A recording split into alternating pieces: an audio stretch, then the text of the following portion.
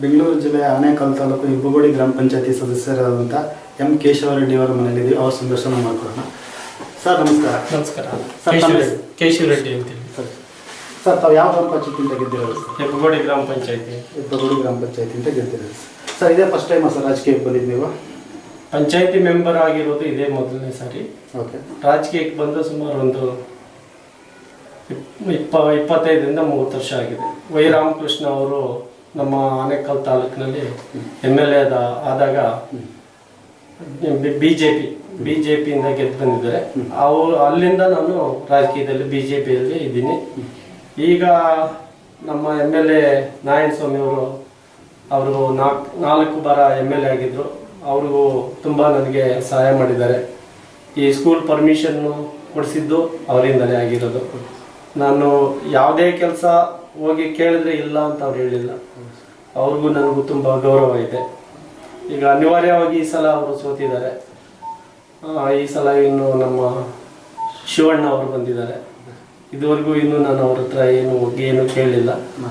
ನನಗೇನು ಅಷ್ಟೊಂದು ಅವಕಾಶತೆ ಇರಲಿಲ್ಲ. ಈಗ ಮುಂದೆ ನನಗೇನಾದರೂ ಸಹಾಯ ಆಗಬೇಕಾದ್ರೆ ನಾನು ಖಂಡಿತ ಅಲ್ಲಿ ಹೋಗ್ತೀನಿ. ಹೋಗ್ಬಿಟ್ಟು ಅವ್ರು ಏನು ಮಾಡ್ತಾರೋ ನೋಡ್ಬೇಕು. ನೀವು ಸರ್ ತಮ್ಮ ಕುಟುಂಬದಲ್ಲಿ ತಾವೇನ ಫಸ್ಟ್ ರಾಜಕೀಯಕ್ಕೆ ಬಂದಿದ್ದು? ಇಲ್ಲ, ಇದಕ್ಕೆ ಮುಂಚೆ ನಮ್ಮ ಮಿಸಸ್ಸು 2005ನೇ ಸಾಲಿನಲ್ಲಿ ಸದಸ್ಯರಾಗಿದ್ದರು. ಸರ್ ಅವ್ರ ಹೆಸರು ಸರ್? ಕೆ ಸುಮಿತ್ರಾ ಅಂತೇಳಿ. Sumitra wife of Keshava Reddy. Sir ನೀವು ರಾಜಕೀಯ ಬರೋದಕ್ಕೂ ಮುಂಚೆ, ರಾಜಕೀಯ ಮಾಡೋದಕ್ಕೆ ಮುಂಚೆ ಏನೇನು ಕೆಲಸ ಕಾರ್ಯಗಳು ಮಾಡ್ತಾ ಇದ್ರಿ ಸರ್ ನೀವು? ನಮ್ಮದೇ ಆದಂತಹ ಬಿಸ್ನೆಸ್ ಮಾಡ್ತಾ ಇದ್ವಿ. ಬಿಸ್ನೆಸ್ ಮಾಡ್ಕೊಂಡು ಬಂದ್ವಿ. ಆಮೇಲೆ ಮಾಮೂಲಿ ಸ್ವಲ್ಪ ಬಿಸ್ನೆಸ್ ಬಿಟ್ಟು ಈಗ ಒಂದು 2 ವರ್ಷದಿಂದ ಈಚೆಗೆ ಒಂದು JM ಪಬ್ಲಿಕ್ ಹೈಸ್ಕೂಲ್ ಅಂತ ಒಂದು ಸಂಸ್ಥೆ ಓಪನ್ ಮಾಡಿದ್ದೀವಿ. ಈಗ ಸಂಸ್ಥೆ ನಡೆಸ್ತಾ ಇದ್ದೀವಿ. ಸರ್ ಆ ಸಂಸ್ಥೆ ನಡೆಸ್ತಾ ಇದ್ದೀರಾ, ಒಂದು ಸ್ಕೂಲಿನ ಡೈರೆಕ್ಟರ್ ಆಗಿದ್ದೀರಾ. ಆ ಡೈರೆಕ್ಟರ್ ಆಗಿ ಮತ್ತೆ ರಾಜಕೀಯ ಹೇಗೆ ಅನ್ನಿಸ್ತಾ ಇದೆ ನಿಮಗೆ? ರಾಜಕೀಯ ಬರುತ್ತೆ ಹೋಗುತ್ತೆ. ಓಕೆ. ಆದರೆ ಸ್ಕೂಲು ಎಲ್ಲರೂ ಮಾಡೋಕ್ಕಾಗಲ್ಲ. ಏನೋ ಒಂದು ಸಮಸ್ಯೆ, ಒಂದು ಡೊನೇಷನ್ ಇಲ್ದಿರನೆ ಯಾರ ಹತ್ರ 475 ಜನ ಸ್ಟೂಡೆಂಟ್ ಇದ್ದಾರೆ. ಯಾರ ಹತ್ರ ನಾನು ಡೊನೇಷನ್ ತಗೊಂಡಿಲ್ಲ. ಬರೀ ಮಂತ್ಲಿ ಫೀಸು ಆಮೇಲೆ ಯೂನಿಫಾರ್ಮ್ ಅಷ್ಟು ಮಾತ್ರ ನಾನು ತಗೊಳ್ತಾ ಇದ್ದೀನಿ. ಅಡ್ಮಿಷನ್ ಡೊನೇಷನ್ ಆಗಲಿ ಇನ್ನೊಂದಾಗಲಿ ಇವನ್ನು ಮಂತ್ಲಿ ಎಕ್ಸಾಮ್ ಫೀಸ್ ಆಗಲಿ ಅದು ಏನೂ ತಗೊಳ್ದಿರ ಒಂದು 4 ಸಮಾಜಕ್ಕೆ 4 ಒಳ್ಳೆತನ ಆಗಲಿ ಅಂತ ಹೇಳ್ಬಿಟ್ಟು, 4 ಜನಕ್ಕೆ ಒಳ್ಳೇದಾಗಲಿ ಅಂತ ಹೇಳ್ಬಿಟ್ಟು ನಾನು ಈ ಒಂದು ಸಂಸ್ಥೆ ಓಪನ್ ಮಾಡಿ, ನಮ್ಮ ತಾಯಿ ನಮ್ಮ ತಂದೆ ನನ್ನನ್ನು ಈ ಮಟ್ಟಕ್ಕೆ ಬೆಳೆಸಿದ್ದಕ್ಕೆ, ನಮ್ಮ ತಾಯಿ 2009ನಲ್ಲಿ ಮರಣ ಹೊಂದರು. ಅವರ ಜ್ಞಾಪಕ ಶಕ್ತಿಗೋಸ್ಕರ ನಾನು ಅವರ ಹೆಸರಿನಲ್ಲಿ JM ಅಂದರೆ ಜಯಮ್ಮ ಮೊಟ್ಟಪ್ರೆಡ್ಡಿ ವಿದ್ಯಾಸಂಸ್ಥೆ ಅಂತ ಹೇಳ್ಬಿಟ್ಟು ನಮ್ಮ ತಂದೆ ತಾಯಿ ಹೆಸರು ಇಟ್ಟು ನಾನು ಮಾಡಿ ಈ ಶಾಲೆಯನ್ನು ಓಪನ್ ಮಾಡಿ ನಾನು ನಡೆಸ್ತಾ ಇದ್ದೀನಿ. ಸರ್ ನಮ್ಮ ಕರ್ನಾಟಕದಲ್ಲಿ ಅತಿ ದೊಡ್ಡ 2ನೇ ಗ್ರಾಮ ಪಂಚಾಯತ್ ಅಂದ್ರೆ ಹೆಬ್ಬಗೋಡಿ. ಹೌದು. ಆ ಹೆಬ್ಬಗೋಡಿ ಸದಸ್ಯರಾಗಿದ್ದೀರಾ. ಹೌದು. ಹಾಗೆ ಏನು ಅನ್ನಿಸ್ತಾ ಇದೆ ಸರ್ ನಿಮ್ಗೆ? ಏನು ಸದಸ್ಯರಾಗಿ ಆಗಿದ್ದೀವಿ. ಒಂದು ಒಳ್ಳೆ ಕಾರ್ಯ ಕೆಲಸಗಳು ಸಮಾಜಕ್ಕೆ.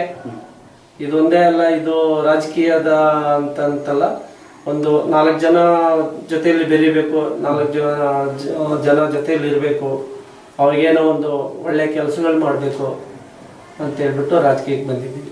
Okay sir. ಸರ್ ಇವತ್ತು ಯಾವುದೇ ಇಲಾಖೆ, ಯಾವುದೇ ಪ್ರತಿಯೊಂದು ಕ್ಷೇತ್ರಕ್ಕೆ ಹೋದರೂ ಎಜುಕೇಶನ್ ಕೇಳ್ತಾರೆ.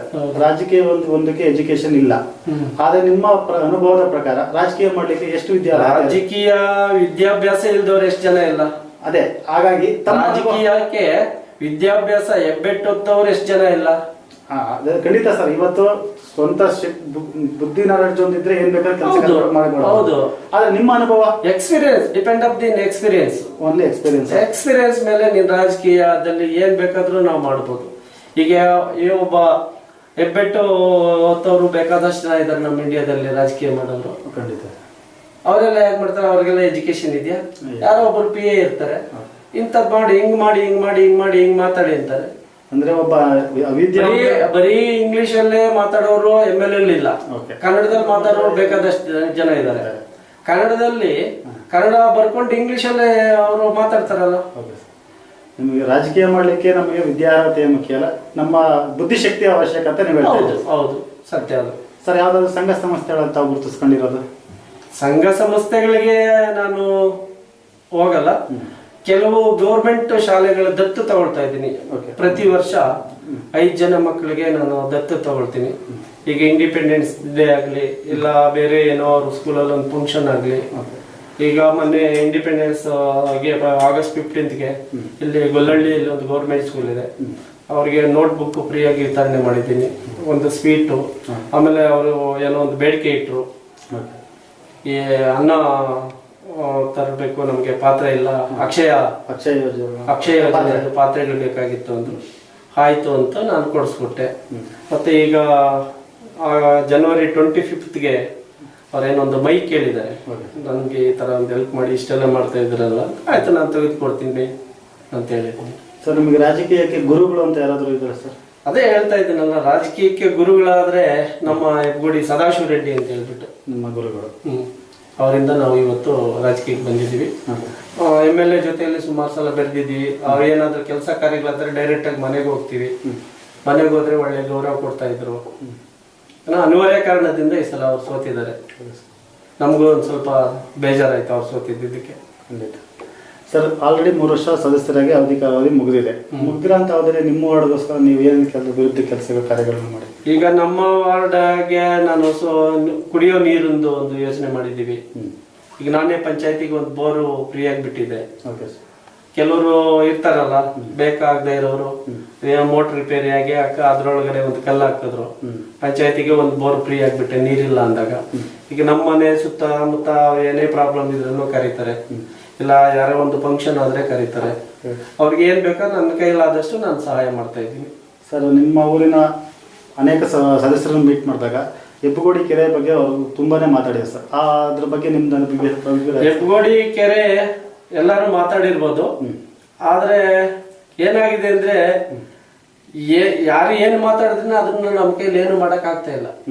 ಅಂದ್ರೆ ಆ ನೀರು ಹೊರಗಡೆಗೆ ಇರೋ ನೀರನ್ನ ಹೊರಗಡೆ ಎತ್ಬಿಟ್ಟು ಹೊರಗಡೆ ಬಿಟ್ಟು ಆ ಊಡೆಲ್ಲ ತೆಗೆದು ಸುತ್ತು ಒಂದು ಪಾರ್ಕ್ ತರ ಮಾಡ್ಬಿಟ್ಟು, ಯಾಕೆಂದ್ರೆ ಹೆಬ್ಬಗೋಡಿಗೆ ಯಾವ್ದು ಪಾರ್ಕ್ ಇಲ್ಲ. ಈಗ ಒಬ್ಬ ಮನುಷ್ಯ ವಾಕ್ ಹೋಗ್ಬೇಕಾದ್ರೆ ಎಲ್ಲೂ ಹೋಗಂಗಿಲ್ಲ. ಆ ಕಡೆ ಇಂಡಸ್ಟ್ರಿಯಲ್ ಏರಿಯಾ ಕಡೆ ಹೋಗೋದ್ರೆ ಪೊಲ್ಯೂಷನ್ ಅತ್ಯಂತ ಕಿರಿಯದಾಗಿದೆ. ಹೌದು, ಕಿರಿಯರ್ ಆಗಿದೆ. ಬೆಳಿಗ್ಗೆ 5 ಗಂಟೆಗೆ ಗಾಡಿಗಳು ಸ್ಟಾರ್ಟ್ ಆಗುತ್ತೆ, ವಾಲ್ಯೂಮ್ ಜಾಸ್ತಿ ಆಗ್ತದೆ, ಆಮೇಲೆ ಆಕ್ಸಿಡೆಂಟ್ಗಳು ಜಾಸ್ತಿ ಆಗ್ತದೆ. ಏನಾಗಿದ್ರೆ ಅಂದ್ರೆ ಈಗ ಎಲ್ಲಾ ಕಡೆ ಆಗ್ತಾ ಇದೆ. ಈಗ ಬೆಂಗಳೂರು ನಗರಾಭಿವೃದ್ಧಿಯಲ್ಲಿ ಬೇಕಾದ ಕೆರೆಗಳಿಗೆ ಏನು 10 ಅಡಿ 15 ಅಡಿ ವಾಕಿಂಗ್ ಒಂದು ರೌಂಡ್ ಹೆಬ್ಬಗೋಡಿ ಕೆರೆ ಸುಮಾರು 29 ಎಕರೆನ 30 ಎಕರೆನೇ ಇದೆ. ಅದು ಒಂದು ರೌಂಡ್ ಸ್ವಲ್ಪ ಹೂಳೆತ್ಬಿಟ್ಟು ಹೈಟ್ ಮಾಡಿಬಿಟ್ಟು ಒಂದು ರೌಂಡ್ ವಾಕ್ ಹೋದಂಗೆ ಸ್ವಲ್ಪ ಗಿಡ ಮರಗಳೆಲ್ಲ ಬೆಳೆಸಿದ್ರೆ ನಮ್ಗೆ ಇಲ್ಲಿ ಜನಕ್ಕೆ ಆಮೇಲೆ ಪರಿಸರಕ್ಕೆ ಎಲ್ಲ ಒಳ್ಳೇದಾಗುತ್ತೆ ಅಂತ ನನ್ನ ಭಾವನೆ.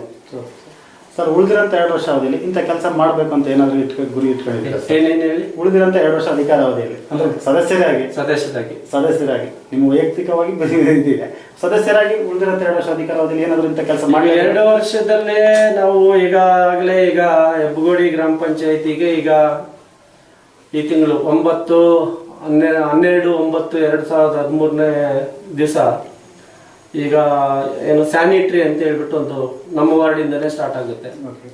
ಸ್ಟಾರ್ಟಿಂಗ್ ವಿನಾಯಕ್ ನಗರ ಅಂದ್ರೆ ನಮ್ಮ ವಾರ್ಡ್ನಿಂದನೇ ಸ್ಟಾರ್ಟ್ ಆಗುತ್ತೆ, 5ನೇ ವಾರ್ಡ್ನಿಂದನೇ ಸ್ಟಾರ್ಟ್ ಆಗುತ್ತೆ. ಈ ಸಲ ಅದೊಂದು ಮಾಡಿಬಿಟ್ಟು ಮುಂದಿನ ವರ್ಷ ಒಂದ್ ಸ್ವಲ್ಪ ಈಗ ಕಾವೇರಿ ನೀರು ಅಂತ ತಂದಿದ್ದೀವಿ, ಅದಕ್ಕೆ ಒಂದ್ ಸ್ವಲ್ಪ ಪ್ರಾಬ್ಲಮ್ ಆಗಿದೆ, ಅದೆಲ್ಲ ಸ್ವಲ್ಪ ಕ್ಲಿಯರ್ ಮಾಡ್ಕೊಬಿಟ್ಟು ಒಂದು ಒಳ್ಳೆ ಹೆಬ್ಬಗೋಡಿ ಒಂದು ಮಾದರಿ ಗ್ರಾಮ ಮಾಡಬೇಕು ಅಂತ ನಾವು ಒಂದು ಯೋಜನೆ ಇಟ್ಕೊಂಡಿದ್ದೀವಿ. ಆದಷ್ಟು ನೋಡೋಣ ಈ ವರ್ಷದಲ್ಲಿ ಏನಾಗುತ್ತೆ. ಯಾಕೆಂದ್ರೆ ಮುಂಚೆ ಬಿಜೆಪಿ ಗೌರ್ಮೆಂಟ್ ಇತ್ತು, ಆವಾಗ ನಾವು ನಮ್ಮ ಡೈರೆಕ್ಟ್ ನಾವು ಯಡಿಯೂರಪ್ಪನವರು ಸರ್ಕಾರ ಇದ್ದಾಗ ಅವರೇ ಕಾವೇರಿ ವಾಟರ್ ನಮಗೆ ಶಾಂಕ್ಷನ್ ಮಾಡಿಕೊಟ್ಟಿದ್ದಾರೆ. ಇಡೀ ಆನೇಕಲ್ ತಾಲೂಕಿಗೆ ಹೆಬ್ಬಗೋಡಿಗೆ ಫಸ್ಟ್ ಬಂದಿರೋದು. ಸೊ ಈ 2 ವರ್ಷ ಅವಧಿಯಲ್ಲಿ ಕಾವೇರಿ ವಾಟರ್ದು ನೀರ್ದು ಒಂದು ಪೈಪ್ ಲೈನ್ ಮಾಡಬೇಕು, ಅದನ್ನೆಲ್ಲ ಸರಿಸ್ಪಡಿಸಿದ್ರೆ ಮುಂದಿನ ವರ್ಷ ನಾವು ಗೆಲ್ಬಹುದು. ಇಲ್ಲ ಅಂದ್ರೆ ನಾವು ಸಮಾಜಕ್ಕೆ ಏನೂ ಮಾಡಿಲ್ಲ ಅಂದ್ರೆ ಅವನೇನು ಮಾಡಲ್ಲ ಬಿಡಪ್ಪ, ಅವ್ನಿಗೆ ಯಾಕೆ ಓಟ್ ಹಾಕೋದು, ಅವ್ನು ಯಾಕೆ ಗೆಲ್ಸೋದು ಅಂತಾರೆ. ಈ 2 ವರ್ಷದಲ್ಲಿ ನನ್ನ ಕೈಯಲ್ಲಿ ಏನಾಗುತ್ತಾ ಸಾಧ್ಯ ಆಗುತ್ತಾ ಅಷ್ಟು ಕೆಲಸ ನಾನು ಪ್ರಯತ್ನ ಪಟ್ಟು ಮೇರೆ ನಾನು ಮಾಡ್ತೀನಿ. ಸರ್, 2005ರಲ್ಲಿ ತಮ್ಮ ಧರ್ಮಪತ್ನಿಯವರು ಮತ್ತು 2010ರಲ್ಲಿ ತಮ್ಮನ್ನು ಗೆಲ್ಲಿಸಿಕೊಟ್ಟ ಮತ ಬಾಂಧವರಿಗೆ ಈ ಸಂದರ್ಶನ ಮುಖಾಂತರ ಏನು ಹೇಳಕ್ಕೆ ಇಷ್ಟಪಡ್ತೀರಾ? ನನ್ನನ್ನು ಮತ್ತು 2005ರಿಂದ 2015 ಇಸ್ವಿವರೆಗೂ ನನ್ನ ಕುಟುಂಬದ ನನ್ನ ಹೆಂಡತಿಯಾದಂಥ ಕೆ ಸುಮಿತ್ರಾ ಅವ್ರನ್ನ ಗೆಲ್ಸ್ಕೊಟ್ಟಿದ್ರ ಈ ಸಲ ನನ್ನನ್ನು ಆಯ್ಕೆ ಮಾಡಿ ಅವ್ರ ಪರವಾಗಿಲ್ಲಪ್ಪ ಕೇಶವ ರೆಡ್ಡಿ ಅವ್ರು ಬಂದರೆ ಒಂದು ಸಮಾಜಕ್ಕೆ ಒಂದು ಒಳ್ಳೆ ಕೆಲಸ ಮಾಡ್ತಾನೆ ಅಂತ ಹೇಳ್ಬಿಟ್ಟು ಮತ ಬಾಂಧವರು ನನ್ನನ್ನು ಗೆಲ್ಸ್ಕೊಟ್ಟಿದ್ರ ಅವರಿಗೆ ನನ್ನ ಮತ್ತು ನನ್ನ ಕುಟುಂಬದವರಿಂದ ಹೃತ್ಪೂರ್ವಕ ಅಭಿನಂದನೆಗಳನ್ನು ಸಲ್ಲಿಸುತ್ತೇನೆ. ಸರ್, ತಮ್ಮ ಅಮೂಲ್ಯವಾದ ಕ್ಷಣಗಳನ್ನು ನಮ್ಮ ಜೊತೆ ಕಳೆದು ತುಂಬ ಧನ್ಯವಾದ. Thank you.